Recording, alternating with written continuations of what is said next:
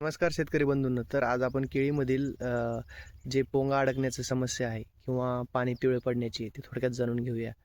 शेतकरी बंधूंनो, ही लक्षणं तुम्ही पाहू शकता. हे अशा प्रकारे केळीमध्ये पान पिवळी पडणे, पोंगा सरळ न निघणे किंवा जवळजवळ पानं फेकणे, तर ही लक्षणं कॅल्शियम ह्या दुय्यम अन्नद्रव्याची कमतरता दाखवून देतात. तसेच काही सूक्ष्म अन्नद्रव्याची कमतरता पण आपल्याला यास पाहावयास मिळते. अशा वेळी शेतकरी बंधूंनी काय केलं पाहिजे की ज्यावेळेस झाडाला खालून मुळीद्वारे आपटेक थांबली जाते आणि पानामध्ये अंतर कमी पडतो, अशा वेळी शेतकरी बंधूंनो वरून पोंगा भरणी केली पाहिजे. तर या पोंगा भरणीमध्ये आपण काय करू शकतो? प्रामुख्याने कॅल्शियमचा सोर्स म्हणून ॲग्रिसर्च कंपनीचं कॅल्मिनो 11% ऑक्साईड फॉर्ममध्ये कॅल्शियम मिळतं.